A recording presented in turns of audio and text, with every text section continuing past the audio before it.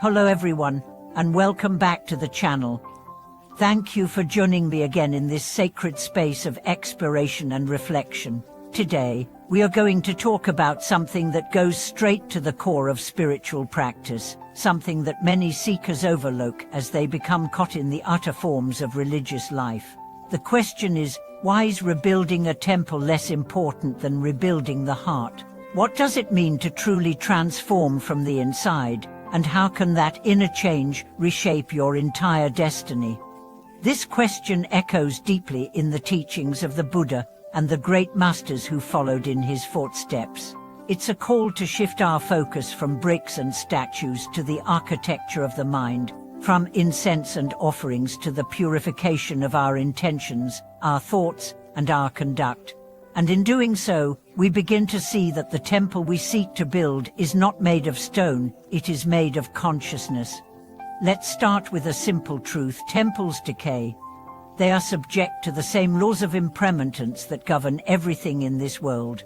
Earthquakes, wars, floods, neglect, all can bring down even the grandest temple. But the heart, once awakened, becomes indestructible. The inner temple, once illuminated, cannot be shaken by the winds of change.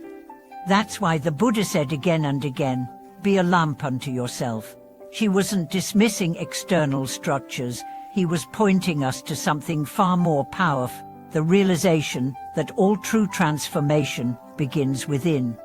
In many Buddhist cultures, great effort and wealth are poured into constructing temples. This is often done with good intentions, to honor the Dharma and support the monastic Sangha. But when the focus shifts too far toward the external, when people believe that building walls and roofs somehow absolves them of ethical or emotional work, the essence of Dharma is lost. There is a well-known story of a king who built a magnificent temple. It was adorned with gold, filled with scriptures, and resounded with chanting day and night. When the king asked a wandering monk what he thought, the monk bowed respectfully and said, "It is beautiful, but tell me, have you also rebuilt the temple of your mind? Do you wake with compassion? Do you sleep with forgiveness? Do your hands serve without pride?" The king was silent. That night, he sat in meditation for the first time. That was the beginning of his real offering. This is the heart of what we are discussing today. If you build 100 temples but fail to tame your anger, you've missed the point. If you offer flowers but hold resentment, if you recite mantras while judging others, if you kneel before statues but ignore suffering, you are worshipping stone, what truth? So what does it mean to rebuild the heart? It means to turn inward and examine the ruins within the broken trust, the unhealed wounds, the unchecked desires, the pride disguised as piety. It means to clear away the debris of old habits, toxic beliefs, and unspoken fears. It means to lay a new foundation built on mindfulness, honesty, and compassion. The Buddha taught that the real temple is your awareness. When you bring presence to your anger, instead of acting it out, you are placing a stone. When you forgive someone who hurt you, you are raising a pillar. When you speak the truth with kindness, you are carving a statue. And when you dedicate your life to waking up, you are lighting the eternal lamp that no darkness can extinguish. Now let's get practical. Rebuilding the heart is not about rejecting ritual, it's about aligning ritual with realization. When you light a candle, ask, "What am I illuminating within?" When you bow, ask, "What ego am I letting go of?" When you offer food to a statue, ask, "Whom have I fed today with my love, my attention, my service?" Make every external act an internal inquiry. If you're reciting a mantra, let it not be for merit, but for purification. Let the sound penetrate your illusions. Let it soften your harsh edges. Let it replace complaint with gratitude.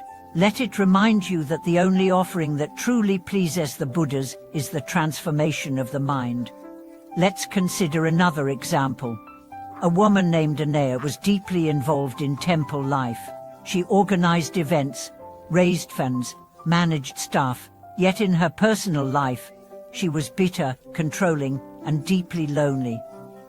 One day, her teacher asked her, "Why do you spend so much time building temples outside when the one inside is crumbling?"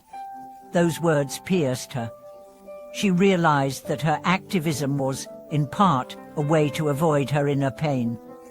She was building to distract, not to awaken. So she took a break. She stopped attending meetings. She began meditating for just 10 minutes a day. She started journaling, attending retreats, and slowly uncovering the layers of grief, anger, and fear she had ignored. Over time, she became softer, more generous, more peaceful. When she returned to temple work, people noticed something different. Her presence itself became a blessing. She no longer had to try to be spiritual. She simply was. That's what happens when you rebuild the heart. You become a living temple. People feel safe in your presence. They see themselves more clearly. They remember what matters. And they want to grow, not because you told them to, but because your very being invites them inward. You see, the goal of spiritual life is not to appear holy, but to be whole. Not to perform virtue, but to embody it. Not to collect merit, but to dissolve separation. The temple of the heart has no doors, no walls. It's open to all. The altar is your compassion. The incense is your breath. The scriptures are your intentions.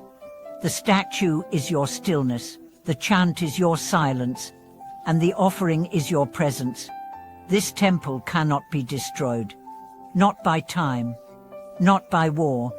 Not by criticism or loss or aging or failure. It is yours to build, every moment. So how do you begin? Begin by sitting. Just sitting. No goals, no expectations. Just watch your mind. Begin by telling the truth to yourself. About yourself. Where are you pretending?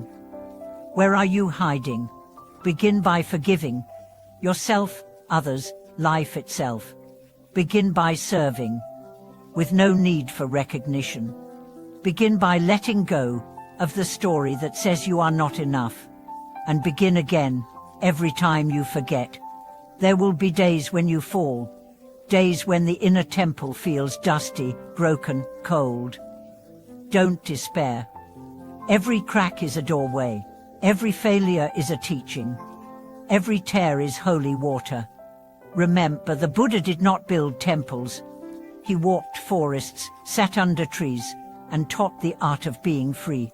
The structures came later, and they were meant to point us back to the same stillness he found beneath the Bodhi tree. So let them point you too. Not toward gold, but toward goodness. Not toward beauty, but toward being. Not toward power, but toward peace. Thank you for watching this video. If this message has touched you, if you've had moments where you realized that your utter practice needed to catch up with your inner truth, share your experience in the comments. Let us build this inner temple together, stone by stone, breath by breath. Please like this video, subscribe to the channel, and continue your journey with us. Until next time, may your heart be your sanctuary, your life your prayer, and your presence a light for others.